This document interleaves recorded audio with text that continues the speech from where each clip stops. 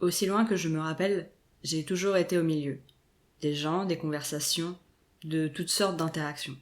Sans y prendre vraiment part, sans être un acteur principal. Déjà mes parents m'ont fait le cadeau d'une grande sœur et d'un petit frère. Donc je suis l'enfant du milieu. Celui qui ne compte pas vraiment, qui est même presque une erreur. C'est sûrement pas le cas dans toutes les familles, mais chez nous, oui.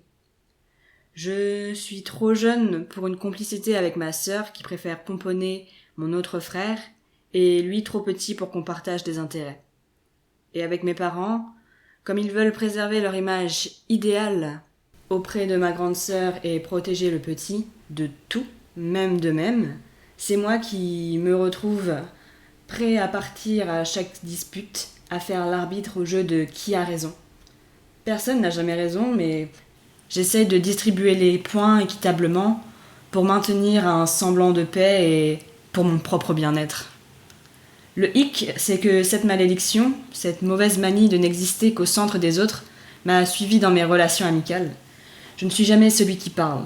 Je lâche ça et là une petite punchline, mais quand je donne mon avis, c'est qu'on me l'a demandé, pour que le débat ne termine pas en égalité.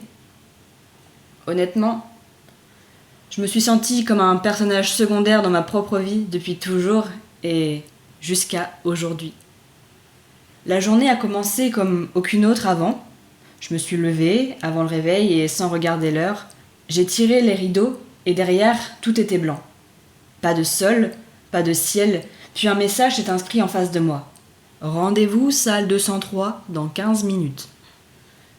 Je n'avais jamais fait un rêve conscient et je n'avais pas le souvenir d'un rêve si réaliste, alors j'essayais de contenir mes émotions pour ne pas me réveiller et je me suis laissé glisser dans la suite du rêve. J'ai enfilé un jean et un t-shirt dans mon armoire, j'ai passé la porte de ma chambre et j'ai emprunté le long couloir d'hôpital à la recherche de la salle 203. J'ai rencontré les premiers dans ce couloir, des garçons et des filles de mon âge. Tous apparemment pas très sociables et pas très enclins à parler comme moi.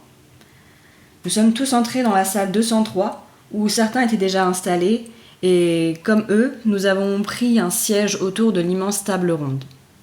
Ce rêve était étrangement lent.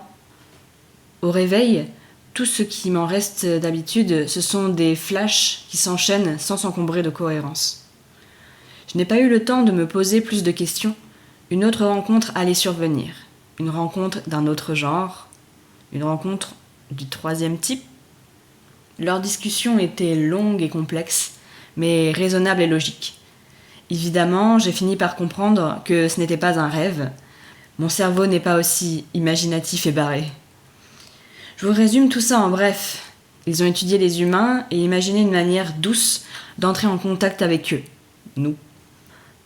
Ils ont appris nos langages et nos comportements par nos œuvres culturelles et travaux scientifiques et sont parvenus à la conclusion suivante. Ils doivent être connus avant d'être vus pour diminuer l'effet apeurant de la rencontre. Et c'est là que moi et les autres entrons en jeu. Nous devons écrire, réaliser, créer des œuvres sur eux pour qu'ils deviennent part des cultures mondiales et soient acceptés quand ils montreront le bout de leur nez. Enfin, façon de parler, je ne crois pas qu'ils en aient. Apparemment, nous avons tous le profil idéal, intelligent mais timide.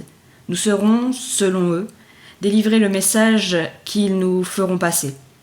Et ils seront nos bons souffleurs de rue comme au théâtre, cachés derrière chaque soupirail, prêts à glisser un bon argument bien percutant pour qu'on ait le dernier mot. Personne n'a explicitement accepté ou refusé.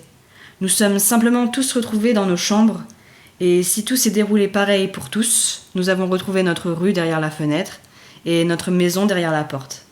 Néanmoins, de mon côté, aujourd'hui, ma vie est changée. Je sais enfin ce que je veux faire plus tard, scénariste de films de science-fiction pacifiste. Il faut que je fasse une liste de ceux qui existent déjà, s'il y en a. Et surtout, je sais que je ne serai plus secondaire en arrière-plan, je serai derrière la caméra et au cœur de mes histoires.